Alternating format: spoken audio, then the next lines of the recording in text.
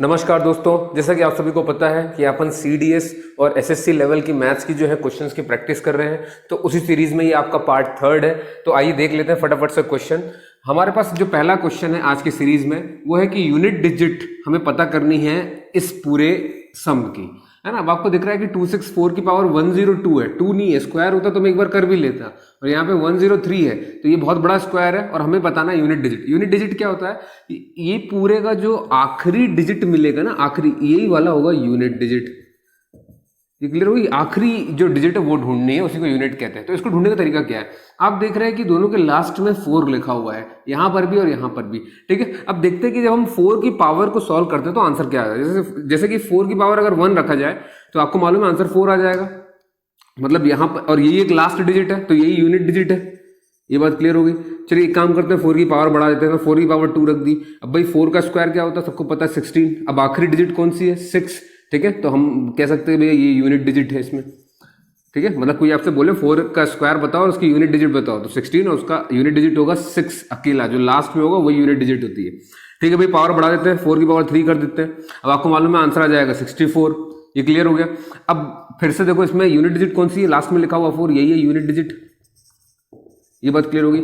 अब इससे हमें क्या सीखने को मिला? आप देख रहे हो कि एक बार मैंने 4 की पावर 1 रखी, फिर 2 रखी, फिर 3 रखी। अगर आप पहचानते तो जानते हैं कि 1 को कहते हैं अपन ऑड, 2 को कहते हैं अपन इवन, है ना, और 3 को फिर से कहते हैं ऑड। ये पावर है ना। तो आप क्या देख रहे हो? पावर है, और ये भी जो है पावर है।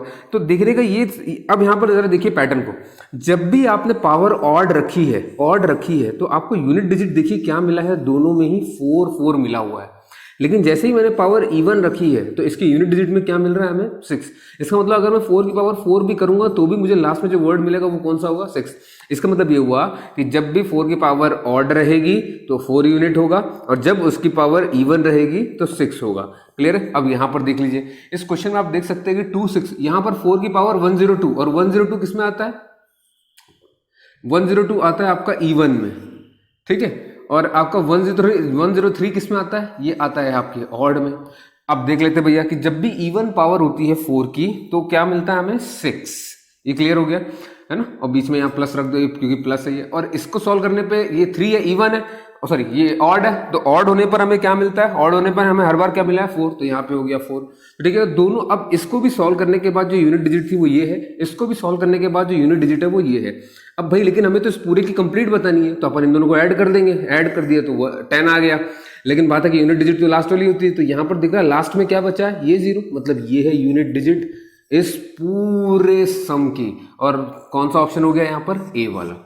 अगला सवाल है दोस्तों, the sum of 3 consecutive odd natural number. देखिए इस बात को बहुत ध्यान से मैंने अंडरलाइन कर दिया है। ये सम है 3 कॉन्जिक्यूटिव नंबर्स का, है ना। 3 कॉन्जिक्यूटिव नंबर्स का जो सम है वो कितना दिया हुआ है? 147। तो लिख दिया भैया 147। अब बात है कि, और हमें पता करना है कि फाइंड द मिडिल नंबर, मतलब ये जो बीच में लिखा हुआ है ना, ये वाला जो यहाँ पर आएगा, इसे पता करना है हमें कौन सा वाला नंबर है। अब बात है कि तीनों नंबर का, अब 3 कॉन्जिक्यूटिव ऑड कहा गया है। ऑड मतलब होता है 1 3 5 7 9 11, आपने देखे भी है, इन सबको अपन ऑड कहते हैं। तो भाई मान लेते हैं कि क्योंकि हमें नंबर नहीं पता है ये सम किसका हो सकता है, तो हमने माना x, ठीक है। अब एक x हो गया है ना। अब देखिए ध्यान से, अब अगला जो होगा 3 कॉन्जिक्यूटिव ऑड नेचुरल नंबर, यानी आगे बढ़ता जाएगा। अगला वाला हो सकता है x + 2, फिर अगला वाला हो गया x + 4। अब आप मेरे से ये बोल सकते हैं सर आपने यहाँ पे x + 1 क्यों नहीं लिखा? फिर सर यहाँ पर आपने x + 2 क्यों लिखा? x + 2 क्यों नहीं लिखा? लाइन से लिख देते आप। आपने 2 लिखा और फिर से जाके 4 लिख दिया। देखिए इनने साफ साफ बोला है वो ऑड नंबर्स होने चाहिए, उन ऑड नंबर्स का सम 147 है। अब ये ऑड कैसे होगा? मान लो आपने यहाँ पर पहले ले लो 1, आपने यहाँ पे 1 रख दिया, है ना, x की जगह पे, तो अब ये 1 तो ऑड है, ये ओके हो गया भाई। अगर अब ये देखिए, अगर आपने x + 1 लिख दिया है, मान लीजिए आपने x + 2 नहीं लिखा, आपने x + 1 लिखा, तो 1 + 1 कितना हो गया भैया? 2।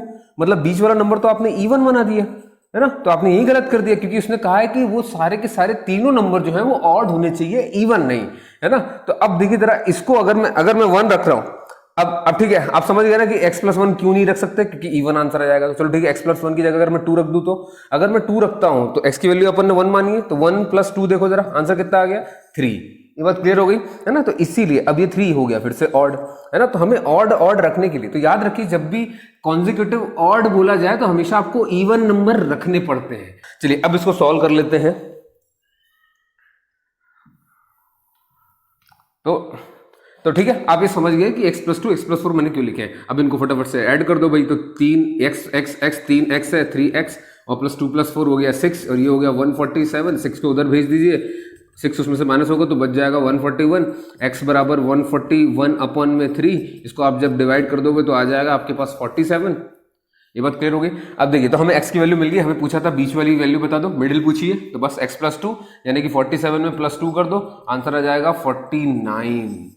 क्लियर हो गया गाइस, यानी कि इसका आंसर है 49 की मिडिल वाली वैल्यू जो है वो 49 है।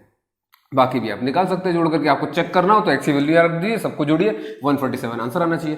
तो दोस्तों अगला क्वेश्चन है अपने पास फिर से, लेकिन ये वाला क्वेश्चन लगभग पहले वाले जैसे ही है, जैसे भी आपने सेकंड वाला किया है, लेकिन थोड़ा सा अंतर है। कैसे? देखिए इसमें भी अपने को क्या करना है, the sum of 3 consecutive odd natural numbers. ये तो आपने भी लास्ट क्वेश्चन में भी देखा था। 3 कॉन्जिक्यूटिव ऑड नेचुरल नंबर्स का जो सम है इस बार वो 63 है। ये बात आपको क्लियर होगी। हाँ, लेकिन इसमें और पहले वाले में अंतर सिर्फ इतना है, पहले उन्होंने कोई कंडीशन नहीं दी थी कि आप जो 3 नंबर जोड़ने वाले हो, है ना, कि वो कैसे होने चाहिए। उन्होंने कहा था हाँ ये सबके सब ऑड जरूर होने चाहिए थे। ये आपने लास्ट वाले क्वेश्चन में देखा था। इसमें क्या है, इसमें इन्होंने जोड़ दिया है कि आप जितने भी ये 3 नंबर जोड़ रहे हैं जिनका सम आपको 63 आएगा, वो ये तीनों के तीनों नंबर जो है डिविजिबल बाय 3 होने चाहिए। मतलब ये भी डिवाइड बाय 3, ये भी डिवाइड बाय 3 और ये भी डिवाइड बाय 3। आसान भाषा में 3 की टेबल में आने चाहिए तीनों के तीनों। तो मतलब ये हो गया कि अगर ये तीनों के तीनों नंबर की कंडीशन ये कि ऑड तो हो लेकिन 3 से डिविजिबल ही हो। तो मान लेते हैं, चलो लेट्स से एग्जांपल ले लेते हैं कि अगर ये 3 से डिविजिबल है तो 3 में तो सबसे छोटा डिजिट तो खुद 3 ही हो सकता, उससे ज्यादा तो हो नहीं सकता। तो मान लेते हैं कि x की वैल्यू थोड़ी देर के लिए 3 है, थोड़ी देर के लिए मान लीजिए, है ना। अब यहां पर मैं क्या लिख दूं, अब क्या मैं यहां पर पिछली वाले की तरह x + 2 लिख दूं, x + 2। अगर मैंने ऐसा लिखा तो 3 और प्लस, क्योंकि आपने देखा ना, अपने लास्ट क्लास में देखा था कि जब भी ऑड नंबर हो तो इवन नंबर लिखते हैं अपन यहाँ पे, इवन लिखते हैं, उनके सम में इवन होता है।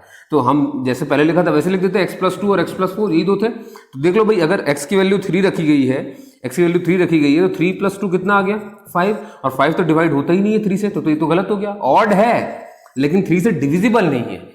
इस तरह से यहां पर आ जाइए, लास्ट वाले में जैसे अपन ने x + 4 रखा था, अगर अपन इस लास्ट वाले डिजिट को भी x + 4 मान लें तो हमारे हिसाब से अभी x की वैल्यू 3 चल रही है, x की वैल्यू 3 रख दी +4। अब आप देखोगे इसका आंसर 7 आ गया और ये फिर से 3 की टेबल में नहीं आता है, लेकिन ऑड होता है। इनने 2 कंडीशन दी कि ऑड भी होना चाहिए और 3 भी होना चाहिए, ठीक है। तो इस हिसाब से क्या होगा कि अब जरा इसको देखो, x + 6 रखो यहां पर और x+ यहां पर रख दो आप 12।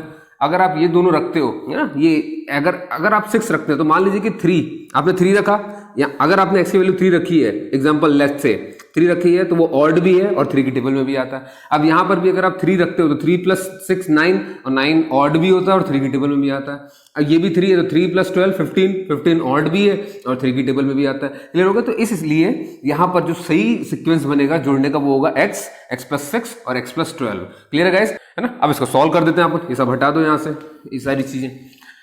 अब इसको फिर से जोड़ दीजिए, तो 3x है तो 3x हो गए मिल गए ये, और 6 और 12 मिलकर के हो गया 18 और ये 63। फटाफट से सॉल्व कर दो, 3x = 63 - 18 कर दोगे, आंसर 45 आ जाएगा। यहाँ से 3x, 3 की टेबल से 45 को काटोगे 15 आ जाएगा। x की वैल्यू हो गई 15। अब भैया हमसे पूछा गया सबसे लार्जेस्ट अमंग कौन है, तो इनमें से लार्जेस्ट कौन सा हो सकता है, x + 12। इसको अगर सॉल्व करने आया तो x की वैल्यू 15 है और ये 12 है, आंसर हो गया 27। भैया लार्जेस्ट डिजिट जो है वो अपनी 27 है, इसका आंसर हो गया 27। अब दोस्तों उसी सीक्वेंस में अपने पास अगला क्वेश्चन है, the sum of first 20 odd natural number. ये तो आप देख देख के थक गए हो। अब देखिए इनने कहा है कि फर्स्ट 20 ऑड होने चाहिए और नेचुरल नंबर होने चाहिए, उनका सम बताइए कितना होगा।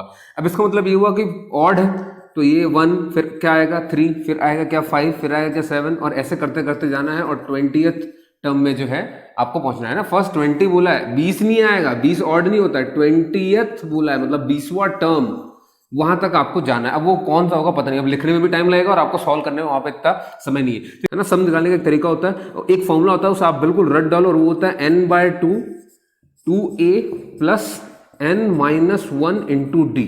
है ना। अब इसमें आप देख रहे हैं तीन चीजें हैं, एक n है, एक a है और एक d है।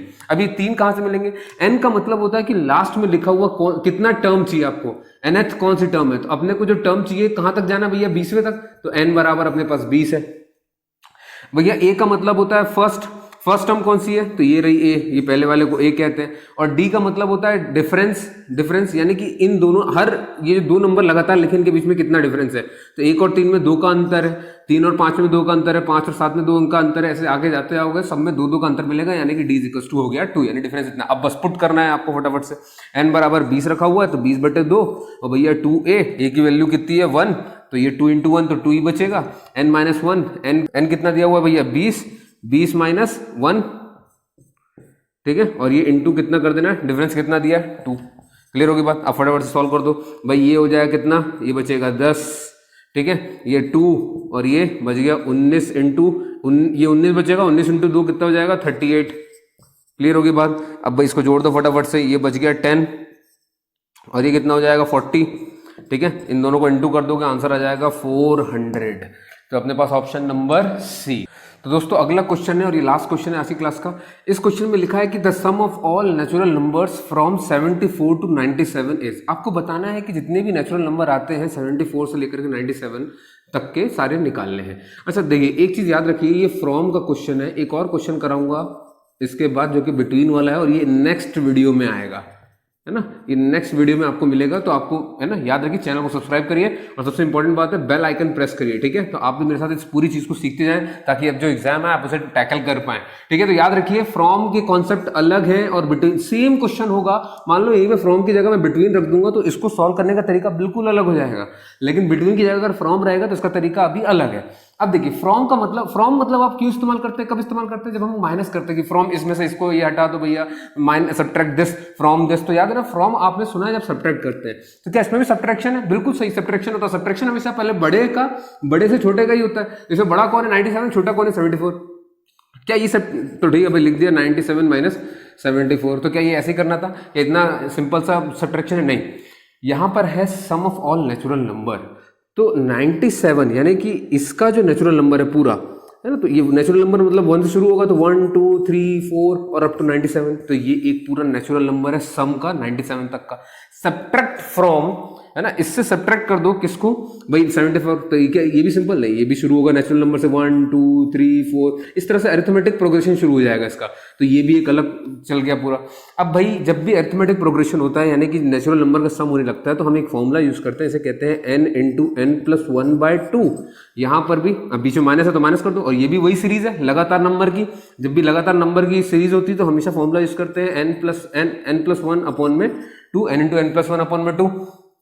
बस भाई लगा दो फटाफट से। अब इसका n कहाँ आएगा, n का मतलब होता है कि कहाँ तक सम करना था, 97 तक करना था, तो इसमें सीरीज में n 97 भाई रख दो 97, और ये n प्लस 1 यानी कि 98 और अपॉन में 2 हो जाएगा, माइनस यहाँ पर n कहाँ तक सम करना भैया 74 तक इस सीरीज में, तो 74 हो गया भैया n, तो यहाँ पे रख दो 74 और ये कर दो 75 और अपॉन में 2 कर दो भाई, फटाफट से काट दो। तो 2 4 जा 8 और 2 9 जा 18, 97 को जब 49 से इंटू करोगे तो आंसर आ जाएगा 4753, ठीक है, माइनस।